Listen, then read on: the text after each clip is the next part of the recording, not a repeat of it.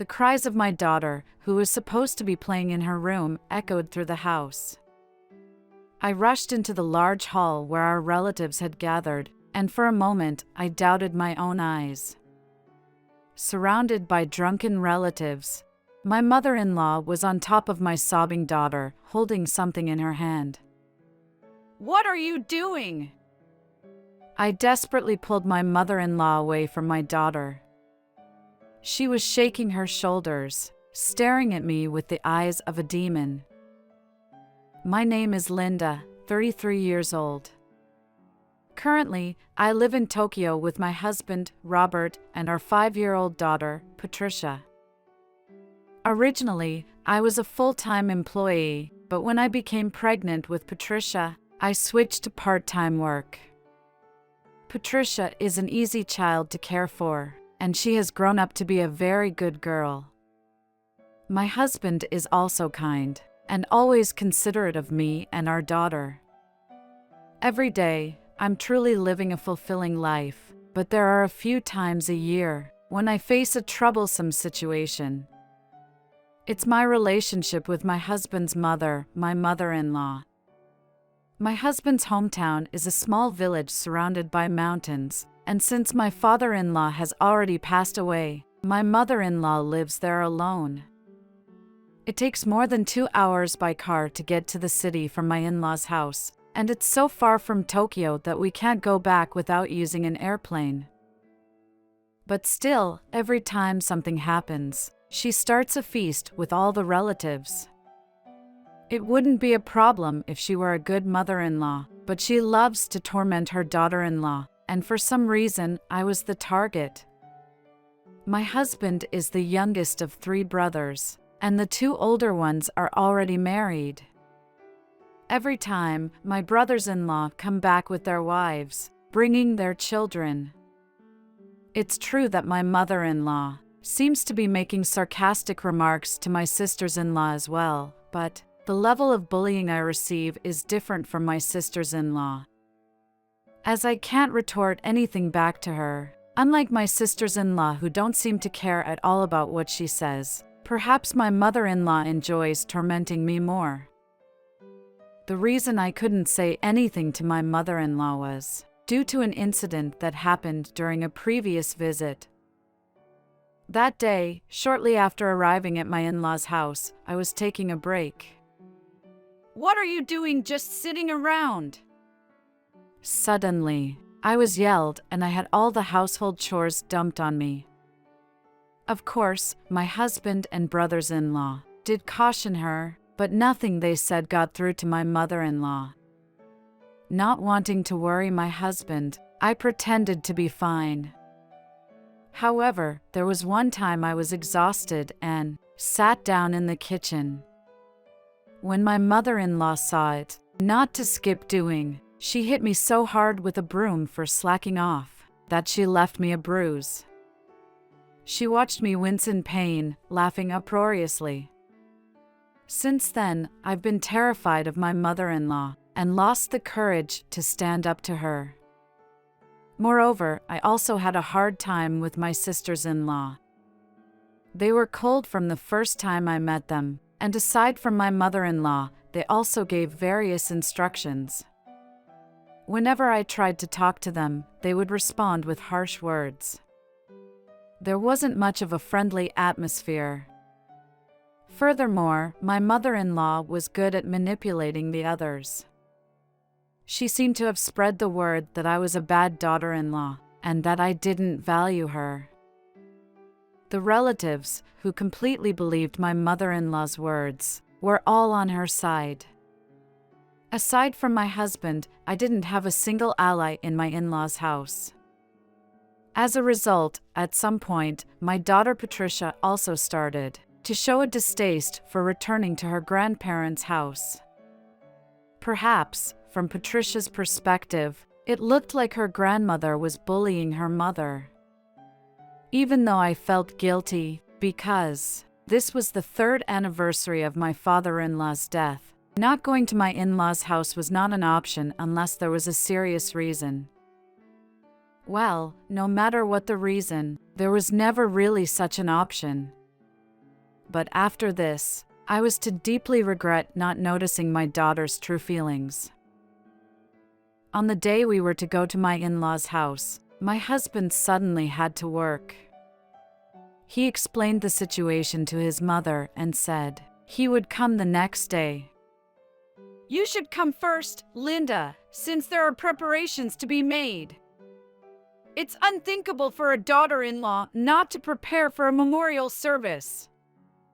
But she wouldn't listen to his words. I knew what my mother-in-law was up to, but once she's made up her mind, she absolutely won't change her opinion. So, reluctantly, Patricia and I had to go to my in-laws' house first. The journey there was terribly depressing. Robert said he would come as soon as he finished work, but from my perspective, going to my in-laws' house without an ally felt like going into enemy territory without a weapon. Patricia seemed somewhat downhearted, too. I tried to act cheerfully so as not to worry her. We took the first flight in the morning and arrived at my in-laws' house afternoon. While thinking about how far away it still was, I opened the front door of my in-laws' house. As if she had been waiting for me, my mother-in-law came up to me. "You're late. What have you been doing?" I was sure I had told her our arrival time in advance, but my mother-in-law pretended she hadn't heard. I had no choice but to apologize. She snorted and handed me a piece of paper. "Here, these are the ingredients for tonight's dinner.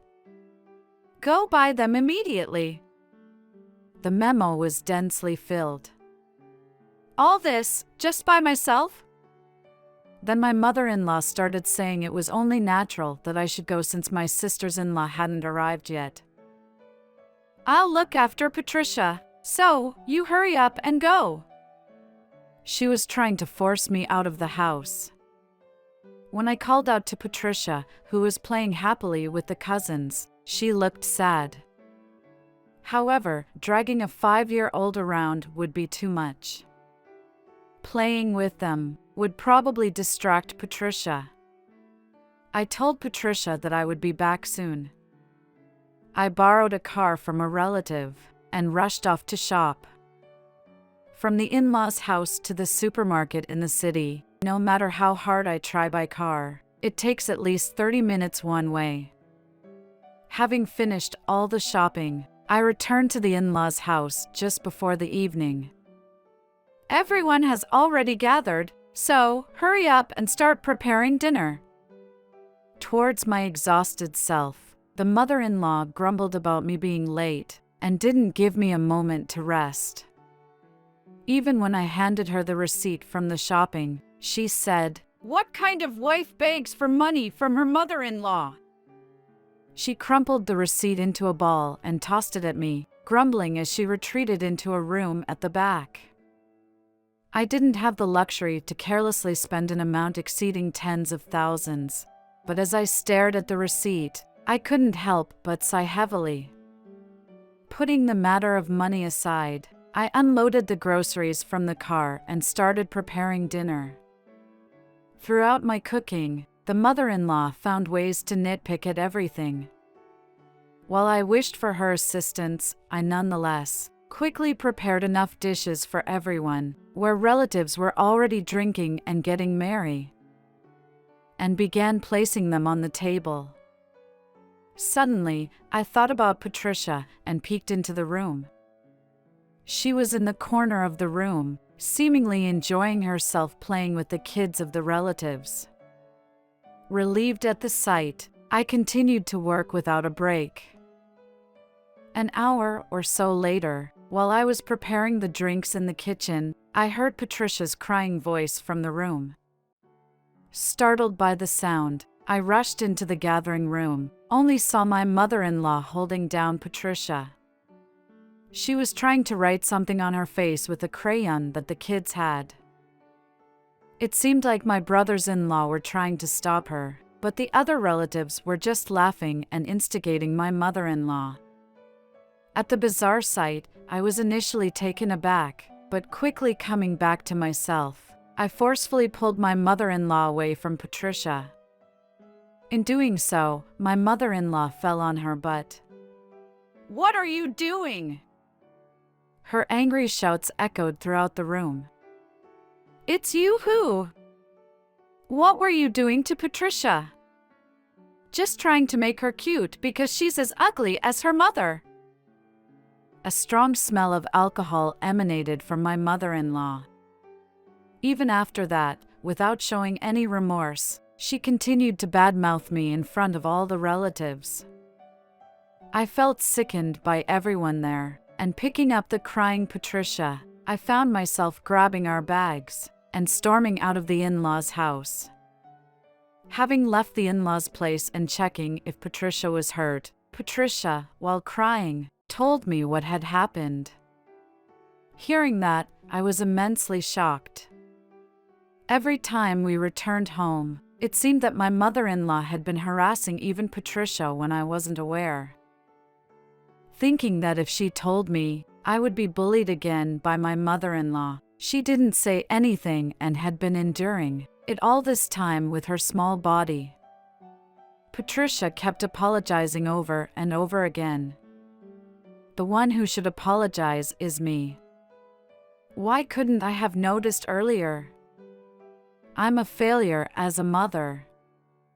Holding my trembling daughter, all I could do was to apologize.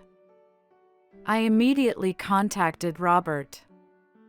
Robert had just finished work and was about to head to the in-laws' house. When I told him we were not at the in-laws' house, he was terribly surprised, but sensing something serious. Robert booked a hotel near the airport for us. A few hours later, I met up with Robert, who was already waiting in the hotel lobby. As we entered the room, Patricia seemed relieved and fell asleep immediately. Finally able to relax, I slowly took my time to tell Robert about what my mother-in-law had done to me and what happened today.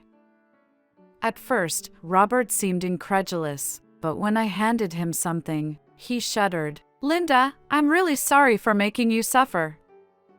As he deeply bowed his head with tears streaming down his face, he apologized to me. "If it were just me, I could have somehow endured it. But if Patricia is also being affected, I can't stay silent." I, too, couldn't stop my tears alongside Robert. The regret of not noticing what was happening to Patricia felt like it was crushing me. Robert understood how I was feeling. "Let's cut ties with my mother. When my precious daughter is being treated so terribly, I can't stand by silently." Robert's sentiment brought me relief. He was choosing us over his biological mother. Cutting ties with my mother-in-law was, above all, my foremost wish. Additionally, if we kept sweeping things under the rug, it would likely have a negative impact on Patricia. However, simply cutting ties didn't seem enough to settle my feelings. Sensing this, Robert suggested, "Let's contact your father," and began to make a call to my dad. Indeed, turning to my father might be the most effective solution. In this way, to sever ties with my mother-in-law, we started preparations. A few days later, our doorbell rang, followed by the sound of vigorous knocking on the door. I knew who it was. Immediately, I sent a message to Robert, who was at work, and upon opening the front door, sure enough, there stood my mother-in-law. She was already seething with rage. Without uttering a word, she stormed into the room and exclaimed, "What is the meaning of this?" She threw an envelope at me. "Simply put, this represents Robert's and my feelings." Inside the envelope were proof of the numerous harassments by my mother-in-law and documents demanding compensation for emotional distress. Truth be told, I had been secretly recording every interaction with my mother-in-law, hoping it might come in handy by concealing a voice recorder in my clothing. The reason I possessed a voice recorder was due to my father's influence. My father, being a lawyer, always advised me to secure evidence in case anything happened. This time, my father's advice paid off, and I was able to secure solid evidence of my mother-in-law's harassment. Robert also understood the situation when he heard this. Furthermore, my parents, who value their grandchild above all else, would not tolerate my mother-in-law who had harassed even their grandchild, and swiftly took action. As stated in this document, we are demanding compensation for emotional distress. The compensation amount was $20,000. Compared to the market value, it felt a bit high. But my father explained that it included Patricia's portion and assured me it wasn't excessive, which I agreed with. However, my mother-in-law protested. "Why should I have to pay compensation? You and your child are trying to frame me, but I won't let that happen." She claimed she'd done nothing wrong, and it was the mother-in-law's duty to educate the daughter-in-law. She was incessantly hurling abuses. Finally, she told not to think we'd get away with this, and our relatives wouldn't stay silent, she warned us. "You're welcome to do as you please. After all, we're cutting ties with you, so it doesn't matter anymore." Upon hearing my response, my mother-in-law froze momentarily. But soon, unable to suppress her anger, she started to throw things at me. As I was calmly thinking how glad I was to have left Patricia with my parents, Robert entered and shouted, "Mom, stop! What are you doing?" Hearing his voice, my mother-in-law turned around and visibly shuddered. It was understandable since her son, whom she thought wasn't there, was standing right before her.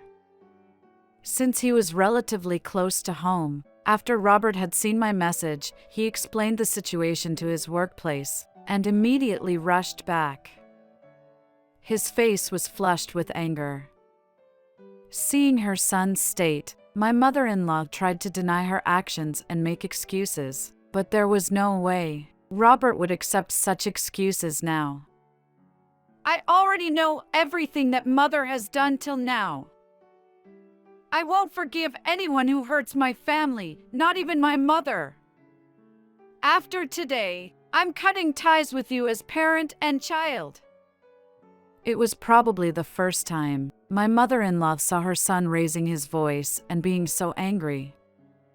Initially, she was taken aback, but she didn't stay silent at his proclamation of severing ties. "What are you saying on your own accord? Everyone won't stay silent if you do such a thing.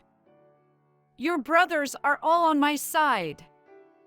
Apparently, my mother-in-law thought we would give in if she said that. Then she started to yell at me, accusing me of brainwashing her son and demanding I apologize. As I was looking at her in a composed manner, "We are also cutting ties with you," one of the brothers said. When my mother-in-law turned at his words, she saw Robert's brothers and sister-in-law standing there. Upon hearing the eldest brother's words, my mother-in-law was stunned. Actually, his brothers had found her behavior suspicious recently and came to our home specifically to ask about the situation. I played the voice recorder for them too. While they were fuming after listening to it, my mother-in-law arrived whether that was good timing or not. "No! Everything this time was a setup. They hate me, that's why they're trying to make me the villain." My mother-in-law dramatically shed tears, tried desperately to explain to the brothers, and attempted to persuade the sisters-in-law to support her. But the sisters-in-law sneered, saying it was futile. At their words, my mother-in-law turned pale. The sisters-in-law were completely on my side. After I left my mother-in-law's house that day, and was wondering how to cover the distance of over 2 hours by car to the city with the airport, the eldest brother's wife, my sister-in-law, came to me. At first, I thought I was going to be brought back to the in-laws' house, but she apologized for not being able to stop my mother-in-law. When I told her about my interaction with Robert, she secretly drove me to the city. On the way, my sister-in-law started to talk about. She told me about the things she had been through with my mother-in-law. Before I married into the family, the sisters-in-law also seemed to have been subjected to similar treatment, although not to the extent I had. They wanted to help me somehow, and tried to talk to me, but my mother-in-law was always vigilant, and they couldn't approach me. Apparently, they did warn my mother-in-law once, but after that, she came down even harder on me, and they couldn't say anything or consult their brothers about it. However, this time, as a mother herself, she couldn't forgive, and decided to talk to her brothers. Knowing the sister-in-law's intentions of trying desperately to protect me from my mother-in-law, I was so grateful that I couldn't stop my tears. And thanks to my sister-in-law, the brothers also took action. Everyone believed my words and cooperated with me. No one was on my mother-in-law's side anymore. "I've done nothing wrong!" Against my mother-in-law, who wouldn't admit her fault even at this point, the elder brother-in-law yelled at her, saying to stop messing around. He was the spitting image of their deceased father. Perhaps she saw him as their father. After being yelled at, my mother-in-law sobbed like a child, and finally, she prostrated before me, pleading for forgiveness. But I was not going to forgive her no matter what. When I told her it was impossible, "If you don't forgive me, I'll be cut off from my sons. Are you planning to take my precious sons away from me?" She flared up again. Hearing those words, the anger I had been holding back surged. "What about hurting my precious daughter? As a mother, you understand how I feel, don't you?" As I lashed out, Robert was desperately trying to stop me. It seemed he thought I was going to jump at my mother-in-law if he didn't. When Robert told my mother-in-law to give up, she staggered and collapsed on the spot. Even seeing my mother-in-law in that state, I felt nothing. If it were just me, I couldn't possibly forgive someone who had hurt my daughter as well. The brothers-in-law, utterly exasperated, tried to take the mother-in-law home. To the mother-in-law, who seemed to be willing to follow quietly, "I have sent the documents prepared this time to all relatives as well. Even so, I hope you still have some allies." I conveyed this with a smile. The mother-in-law widened her eyes and looked at me. Then she let out a weird scream and started causing a fuss again. It must have been her last resistance, but the brothers-in-law dragged her out and took her home. After this, I never met my mother-in-law again. Then, along with the brothers-in-law, we formally cut ties with the mother-in-law. Relatives who knew the true nature of the mother-in-law also seemed to keep their distance. That being said, I have no intention of forgiving relatives who laughed at the mother-in-law's actions toward my daughter. Her bullying of me became known to those around her, and she seems to have become completely isolated now. For the mother-in-law, having grown up in a small village, with no acquaintances elsewhere, it must be uncomfortable and lonely. Before we cut ties, my sister-in-law told me the reason she had been bullying me. I looked just like her first love's girlfriend, and it made her angry to remember it. It was a childish reason. Thinking that Patricia and I had been manipulated by such selfish emotions all this time, I felt more foolish than angry. And I was truly glad we had cut ties. Through the brothers-in-law, we made sure to get compensation from the mother-in-law, and we moved quietly. The brothers-in-law are also planning to move in preparation for the mother-in-law's onslaught.